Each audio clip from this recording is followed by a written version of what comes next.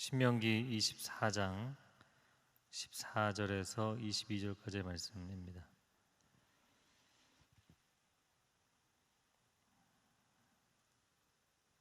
제가 한 절, 여러분이 한 절 읽겠습니다. 가난하고 궁핍한 일꾼은 그가 너희의 형제든 내 속문한 내 땅에서 사는 이방 사람이든 압제하지 마라. 그에게 그날 해지기 전에 일당을 주어라. 그는 가난하기 때문에 그 일당에 급급해하는 것이다. 그렇지 않으면 그가 너에 대해 여호와께 부르짖을 것이니 내게 죄가 될 것이다. 아버지들은 자기 자식들로 인해 죽어서는 안 되며 자식들도 자기 아버지들로 인해 죽임을 당해서는 안 된다.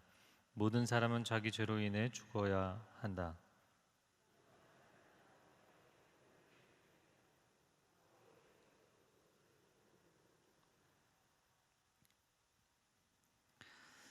내가 이집트에서 종이었고 너희 하나님 여호와께서 너를 그곳에서 구해내셨음을 기억하여라. 그런 까닭에 내가 내게 이렇게 하라고 명령하는 것이다.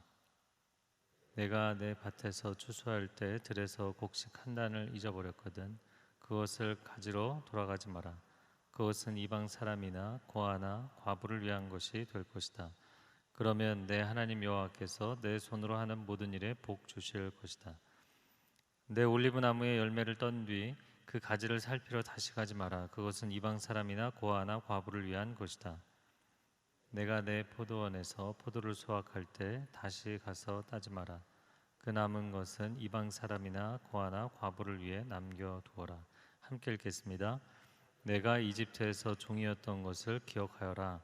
그런 까닭에 내가 이렇게 하라고 명령하는 것이다. 아멘. 오늘 하루도 말씀으로 성령으로 충만한 하루가 되시기를 축복합니다. 아멘. 모니터가 딴 데 켜 있는 것 같아요. 노이즈가 계속. 네, 어제 이어서 동일한 말씀인데요. 하나님의 마음, 하나님의 심정을 품고 살아가시기를 바랍니다. 빌립보서 2장에 너희 안에 이 마음을 품으라 고 그리스도 예수의 마음이니, 그 겸비의 마음에 대한 말씀이셨는데, 그것은 하늘에 계신 주님께서 이 땅 가운데 우리를 구원하러 오신 것이잖아요. 그것은 두 가지 때문이죠. 첫 번째는 저를 한번 따라해 보세요. 하나님께 순종. 그리고 두 번째는 저를 한번 따라해 보세요. 영혼을 살리는 것. 딱 이 두 가지입니다. 예수님이 왜 그 하늘 보좌를 버리고 이 땅 가운데 종의 형체를 가지고 사람의 모양으로 오셨는가, 그리고 십자가까지 지셨는가. 첫 번째는 하나님께 순종하는 거예요. 근데 순종이 그냥 몸만 따라가는 순종이면 그것은 큰 의미가 없죠. 하나님의 마음에 예수님이 100% 동감하셨기 때문에 그 길을 따라가신 거잖아요. 그러니까 예수님도 성부 아버지의 그 심정과 동일하셨기 때문에 이 땅에 오신 거죠. 그런 그 동일한 아버지와의 동일한 심정을 가지고 순종하신 것. 그런데 그 아버지의 심정의 핵심이 무엇인가? 생명을 살리는 거죠. 네, 사람 살리는 것. 이 두 가지입니다. 그래서 사실 결론을 다 이야기를 한 건데요. 사회법, 사회 안에서 어떻게 할 것이냐, 많은 이야기들을 하고 있지만 결국에는 하나님께서 그것을 원하신다. 이것은 그냥 권면이 아닌 거예요. 다른 사람에게 가능한 한 은혜를 베풀며 나누며 도와주며 살면 좋겠다가 아니에요.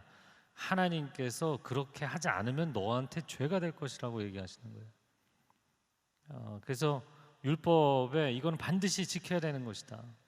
이스라엘 사람들은 자기 마을에, 자기가 사는 곳에 거린이 있다는 거, 노숙자가 있다는 거, 이거 용납할 수 없는 문제인 거예요. 너무나 큰 수치인 거고 하나님의 말씀을 순종하지 않는 것이죠. 그러니까 그 지역 공동체가, 그 이웃 주민들이 다 같이 그 가난한 사람, 어려운 사람을 돌보도록 하신 거죠.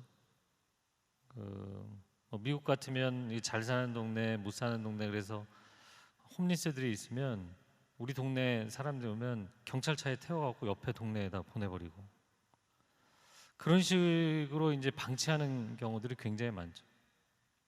사람들이 내가 그 사람을 돌봐야 된다는 아무런 책임감을 느끼지 않거든요. 근데 성경은 그것을 이야기하고 있는 것입니다. 첫 번째는 하나님께 순종, 두 번째는 생명을 살리는 것.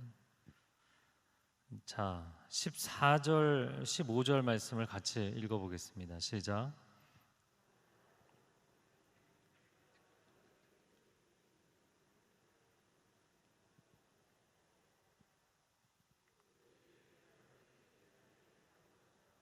그는 가난하기 때문에 그 일당에 급급해하는 것이다.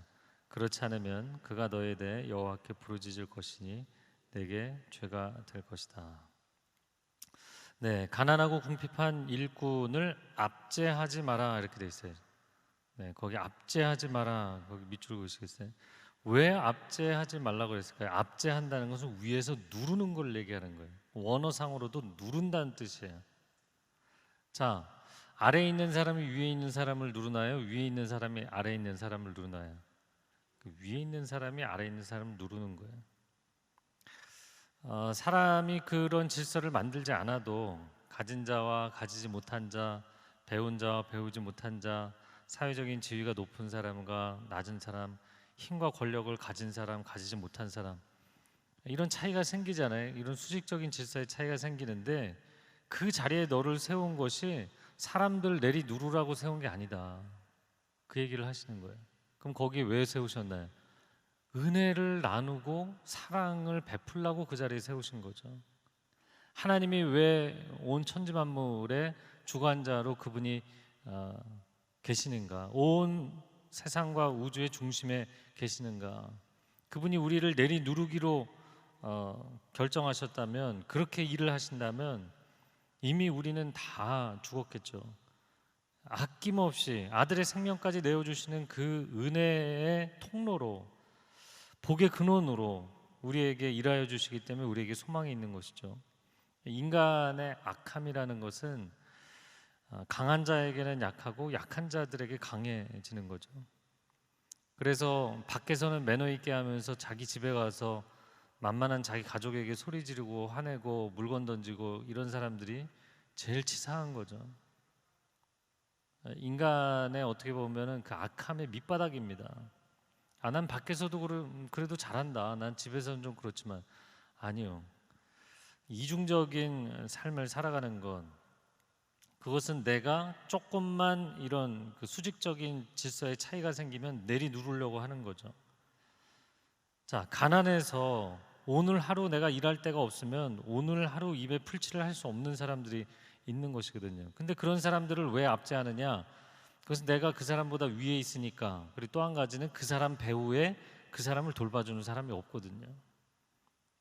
우리가 이제 뭐 백이 없다 보통 이렇게 이야기를 하는데, 백이라는 게 뒤라는 거잖아요. 뒤를 봐주는 사람이 없는 거예요.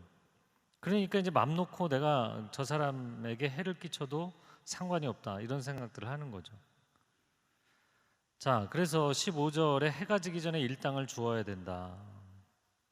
그 돈이 있어야 빵 한 조각이라도 사서 줄인 그 가족들 입에 풀칠이라도 하고 줄인 배를 채우지 않겠느냐. 그런데 가진 자가 더하다고 그 일당조차 주기 싫어하면 안 된다. 만약에 그가 나한테 부르짖으면 내가 너에게 죄를 물을 것이다. 이게 무슨 얘기인가요? 그 사람에게 빽이 없는 자 아니야, 내가 그의 빽이다, 이렇게 말씀하시는 거예요. 그의 뒤에 아무도 없는 것이 아니라 내가 그를 돌보고 있는 것이다. 공중나는 새도 하나님이 돌보시고 뒤에 하나님이 계신 거죠. 들에 핀 백합화도 뒤에 하나님이 계신 거죠. 예수님이 말씀하셨어요. 소자 한 사람에게 냉수 한 그릇을 대접하면 그게 곧 나에게 대접하는 것이다. 그 소자 한 사람을 영접하는 것이 나를 영접하는 것이다. 직장에서 일터에서 임금 체불 하지 마십시오. 자, 그러나 뭐 우리가 이제 쭉 보았던 것처럼 그것을 또 악용하려고 해서도 안 되는 문제이긴 합니다. 뭐 회사에서 그러면 이런 노사 간의 갈등, 이런 부모 자녀 간의 갈등도 사실 평생 해결을 못 하잖아요. 부모는 자식의 마음을 다 이해하기 어렵고 자식은 부모의 마음을 다 이해하기 어려운데, 이 노사 관계도 마찬가지라고 생각이 됩니다. 그러면 뭐 노조로 해결을 할 거냐, 아니면 노조가 문제가 많으면 무노조로 해결할 거냐? 여러분, 시스템은 정답이 없는 거예요. 그래서 계속해서 월요일부터 말씀드리지만 복지사회라고 보통 이야기를 하는데, 복지사회는 하나님의 복을 유통하겠다는 마음이 없으면, 심정이 없으면 소용이 없는 거예요. 그거 제도 만들어 놔도, 그래서 뭐 복지시설이라든지 사회사업하는 기관들이라든지 국가에서 어마어마한 예산을 책정하잖아요. 그런데 그거 다 갖다가 유용하고 개인적으로 쓰고 뭐 엉뚱한 일을 하고, 그런 일들이 뭐 최근에 뭐 뉴스에 나오는 게, 제가 뭐 팩트냐 아니냐를 떠나서 그런 기관들이 뭐 너무너무 많아요. 인간이 그렇게 악한 것입니다. 그러므로 뭐 노조를 하느냐 무노조를 하느냐의 정답이 있는 게 아니에요. 인간은 팔이 안으로 굽고 자기 이익을 위해서 살아가려고 하고, 다른 사람 배려하지 않는 기본적인 그 이기주의와 악함이 있는 거예요. 하나님의 심정이 여러분의 심정이 되어지기를 주님의 이름으로 축복합니다. 그걸 닮아가는 게 축복이에요. 자, 16절 말씀에 아비는 자녀로 인해 죽어서는 안 되고 자녀는 아비로 인해 죽어서는 안 된다. 모든 사람은 자기 죄로 인해 죽어야 된다. 오늘 본문 전체 내용 중에서 16절이 갑자기 왜 끼어들었을까? 그것도 각 사람에 대한 하나님의 배려하시는 마음에 대한 이야기인 것이죠. 그러니까 하나님은 연좌제를 적용하지 않으신다는 거예요. 고대 중근동도 그렇고 우리나라도 그렇고 우리나라 역사도 그렇고 마찬가지였죠. 오늘날도 사회적으로 보면 그런 경우들이 굉장히 많죠. 그래서 뭐 정권이 바뀌고 체제가 바뀌면 뭐 확 다 그 관련된 사람들은 전부 다 밀려나고 뭐 이런 흐름들이 많잖아요. 사울왕이 노베에 있는 제사장들이 다윗에게 떡 주고 칼 한 자루 줬다고 해서 제사장 일가를 그냥 전부 다 멸절시켜 버리잖아요. 그리고 사무엘상 22장에 보면 다윗의 가족들이 다윗에게 찾아오는데 도망자인 다윗에게 찾아오잖아요. 그는 사울의 칼날이 두렵기 때문에 찾아온 것이죠. 그런데 하나님은 그렇게 하지 말라고 이야기를 하시는 겁니다. 사회에서 공동체를 이끌어갈 때, 조직을 운영할 때 그런 방식으로 하지 마라. 뭐 우리나라 사회에서는 이제 줄을 잘 서야 된다, 뭐 그런 식의 표현을 쓰는데, 어느 쪽 라인의 사람, 어느 쪽 라인의 사람, 그래서 이쪽 라인의 사람이 주도권을 가지면 저쪽 라인의 사람들은 다 죽이고 다 주요 요직에서 빼내고, 이런 식의 조직 운영하지 마라. 공동체 그렇게 하지 마라 말씀하시는 거예요. 하나님은 죄 없는 사람이 피 흘리는 것을 매우 싫어하십니다. 죄 없는 사람이 피 흘리면 땅이 저주를 받는다.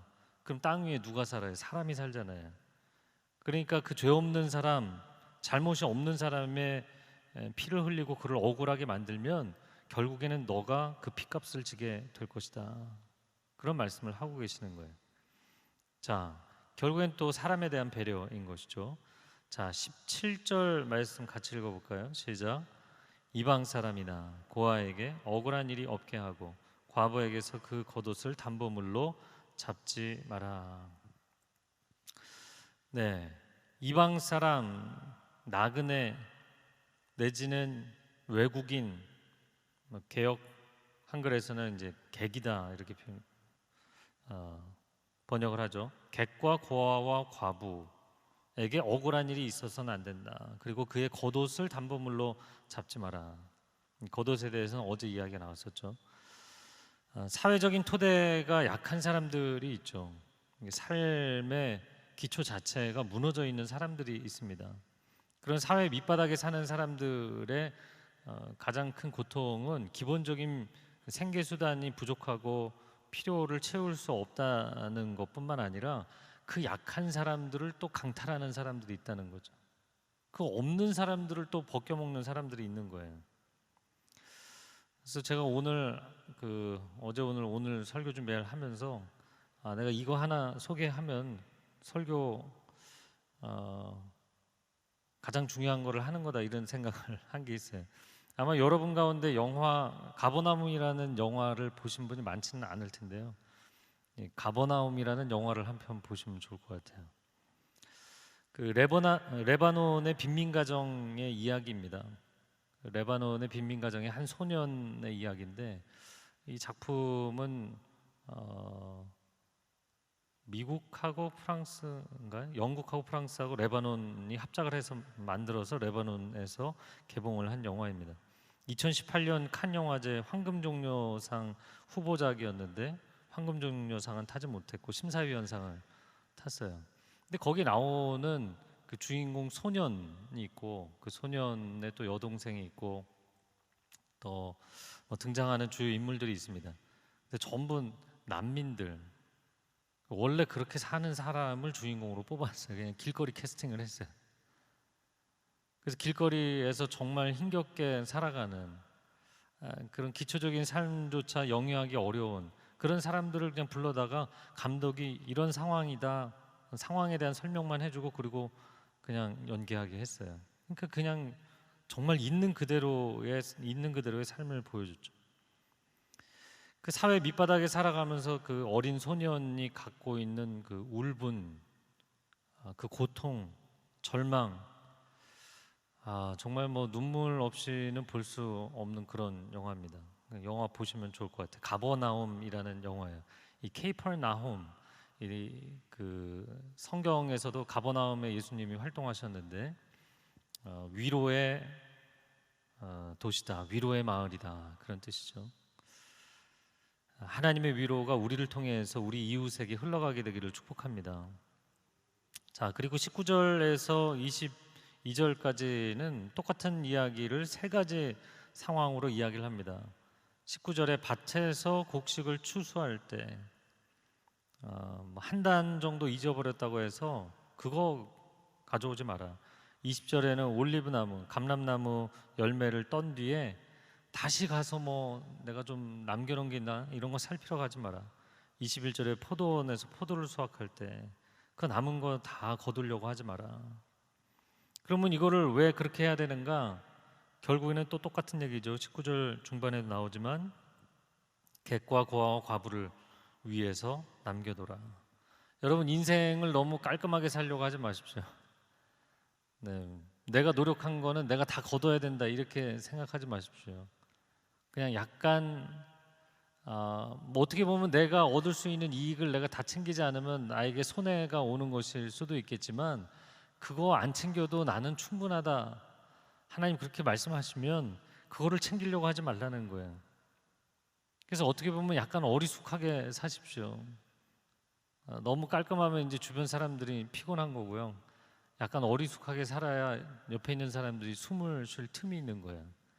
여러분, 일을 대충 하며 사시라는 얘기가 아니에요. 여러분의 삶을 통하여서 다른 사람들이 은혜를 누릴 수 있게 해야 하는 것입니다. 공부 열심히 해서 남 줘야 됩니다. 네, 여러분 공부하시는 분들 계신가요? 저를 한번 따라해보세요. 공부해서 남 주자. 네, 저 요즘 성경 공부 열심히 해갖고 남 주고 있는데, 하여튼 성경 공부 열심히 해갖고 그 책을 쓰고 있는데, 하여튼간에 꼭 그 책 한 권이면 그냥 성경을 읽으면서 성경에 사실 내용이 굉장히 많고 어려운 부분도 많잖아요. 특히 예언서나 뭐 율법서 이해가 안 되는 부분들이 굉장히 많은데 연구한 내용을 다 정리해서 그 한 권만 보면 좀 성경을 쉽게 읽을 수 있도록 했으면 좋겠다. 여러분, 열심히 공부해서 밤을 새서 새벽을 깨워서 다른 사람들 뭐 나눠주는 거죠. 돈 벌어서 남 줘야죠. 저를 한번 따라해보세요. 돈 벌어서 남 주자. 네, 요즘 뭐 이렇게 생각하는 사람 아무도 없겠지만 돈 벌어서 남 줘야 됩니다. 그 돈 뭐 많이 벌면 내가 평생 다 쓸 수도 없고 그거 천국에 가지고 갈 수도 없어요. 그리고 너무 많이 자녀들에게 물려줘도 그것도 다 사고치고 문제 생깁니다. 재능도 시간도 물질도 다 남을 위해서 써야 되는 거예요. 하나님이 그거를 남을 위해서 쓰라고 맡겨주셨다는 거예요. 너 혼자 다 쓰라고 준 게 아니다, 그 얘기를 하시는 겁니다. 그러니까 많은 사람들이 이건 사실 내가 쓸 건데 널 주는 거야, 이렇게 생색을 낸다 그러죠. 그러니까 문제가 되는 거예요. 그러니까 그런 남을 돕는 일을 하고 나눔을 했을 때 굉장히 스스로가 기특하게 느껴지는 거예요. 그거를 안 하면 죄가 된다는 겁니다. 성경의 관점은 전혀 다른 거예요. 그걸 안 하면 너에게 죄가 될 것이다. 왜냐하면 그거를 하라고 내가 너를 보냈기 때문이다. 그래서 우리가 이제 축복의 통로라는 말을 하잖아요. 당신은 하나님의 언약 안에 있는 축복의 통로. 축복의 통로, 다른 사람에게 축복을 해주면서도 내가 기분이 좋잖아요. 왜 기분이 좋나요? 하여튼 복이라는 건 사람들이요, 생각만 해도 기분이 좋고 말만 해도 기분이 좋고 기분이 좋거든요.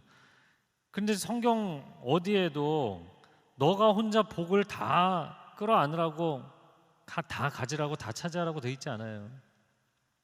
복을 나누라는 것입니다. 복을 유통하라는 거예요. 그래서 장경철 교수님 같은 경우에는 이 복의 유통이라는 개념을 오래전부터 주장하셨죠. 은혜의 유통. 여러분, 유통업이라는 게 뭡니까? 내가 지금 중간 그 물건을 소매상들에게 넘겨야 되는 이제 도매 역할이라면, 그런 물품들을 받아갖고 내가 창고에 쌓아두기만 하지 그거를 풀지를 않는다면 어떻게 되겠어요? 그것은 내가 일을 열심히 안 하는 태만의 문제이거나 아니면 사재기하는 거겠죠. 그러면 그 물품을 만든 그 제조업자가, 생산자가 그 사람에게 계속 물건 주겠냐고요. 물건을 풀지를 않는데. 하나님 입장에서도 우리가 은혜와 복을 유통하지 않는데 우리에게 왜 복을 주시냐고요. 우리가 은혜를 유통하고 복을 유통해야만 하나님이 계속해서 부어주시는 거예요. 쟤는 자기 창고에만 쌓아두는 게 아니라, 사재기 하는 게 아니라 내가 은혜를 주고 복을 주고 하면 다 나누는구나. 여러분을 통해서 다 흘러가게 되기를 축복합니다. 자, 22절 말씀 한번 같이 읽어볼까요? 시작. 내가 이집트에서 종이었던 것을 기억하여라. 그런 까닭에 내가 이렇게 하라고 명령하는 것이다. 명령하는 것이다. 역지사지하라는 표현으로, 세상적인 표현으로 얘기하자면 그런 것이고요.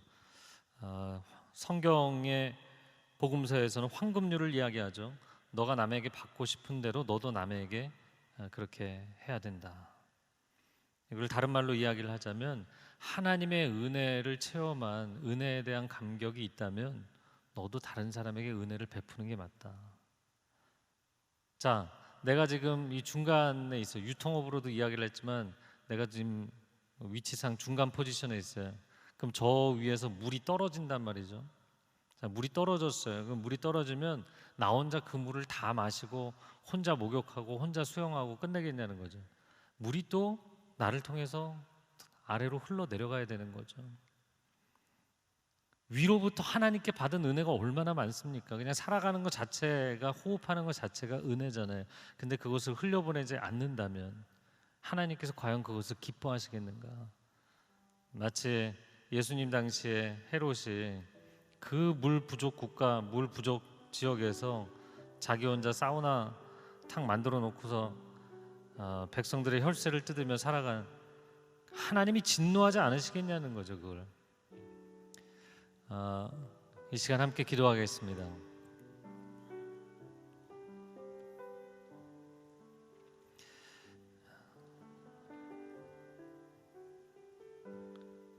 하나님, 제 인생에 성공을 주십시오. 제 인생에 물질을 주십시오.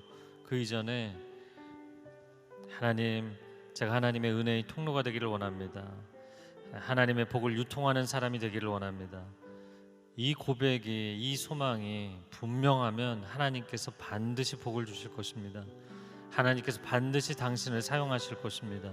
그게 하나님의 심정이기 때문에, 그분이 그분의 영광 보좌에 혼자 앉아 계시고 홀로 영화롭게만 계시는 게 아니라 아낌없이 은혜와 사랑과 생명을 쏟아부어 주시는 것처럼 우리가 이 마음을 품으면 하나님이 우리를 은혜의 통로로 쓰실 줄로 믿습니다. 이 시간 우리의 중심을 고백하고 통성으로 기도하며 나아가겠습니다. 사랑하는 주님, 우리의 마음을 기경하여 주시옵소서. 우리의 마음을 새롭게 하여 주시옵소서. 하나님께서 우리의 마음 가운데 새 일을 행하여 주시어서 하나님 이기적인 마음, 나 자신을 위한 마음, 내가 모든 이익을 얻고자 하고 내가 모든 성공을 차지하고자 하는 마음들을 내려놓고 하나님 은혜의 통로로 살겠습니다. 하나님의 복을 유통하며 살겠습니다. 고백하며 결단하는 하나님의 사람들을 축복하여 주옵소서. 위로부터 하늘에서 물 붓듯이 은혜를 부어 주시옵소서. 하나님께서 부어주시는 이른 비와 늦은 비의 그 은혜를 나누고자 하는 사람들, 하나님께서 물질을 채워주시고 건강을 채워주시고 재능을 채워주시고 사업할 수 있는 기회를 채워주시고 일할 수 있는 여건을 채워주시고 모든 사람들에게 선한 일을 행할 수 있는 자리를 마련하여 주시기를 원합니다. 하나님의 사람들, 하나님의 교회를 통하여 일하여 주시고 역사하여 주시옵소서. 아멘. 아멘. 한 번 더 기도하겠습니다. 오늘날 교회가, 기독교가 너무나 이기적인 종교가 됐어요. 내가 공부 잘해서, 내가 사회에서 성공해서, 내가 사업에 성공해서 하나님께 영광 돌리게 해주세요. 내가 다른 사람들보다 높은 자리에 서게 되면 그게 하나님께 영광이 된다고 착각을 합니다. 또 그렇게 가르칩니다. 머리가 돼야 하나님께 영광이 되는 것이 아닙니다. 그 자리에서 아낌없이 은혜의 통로로 살아가야 하나님께 영광이 되는 것입니다. 나 자신을 위해서 기도하고 내 자식을 위해서만 기도하고 우리만 잘 되기를 위해서 우리 교회, 우리 가정, 우리 기업만 잘 되기를 위해서 기도하는 것, 하나님 그 마음을 내려놓고 하나님 오늘 하루를 살아갈 때 나의 삶에 하나님의 은혜가 흘러가는, 마치 물이 한 곳에 고이면 썩어버리지만 물이 들어오는 곳과 나가는 곳이 항상 열려 있으면 깨끗한 물이 되어서 사람도 와서 그 깨끗한 물을 마시고 동물들도 와서 깨끗한 물을 마시고 그리고 나무들도 그 가로수들도 그 물을 통해서 공급을 받고 모든 생물을 살아나게 하는 에스겔 47장의 환상처럼 하나님의 은혜의 강물이 흐르는 인생이 되게 하여 주시옵소서. 두 손을 들고 주여 삼창을 기도하고 개인 기도하겠습니다. 주여 주여 주여. 오 할렐루야. 하나님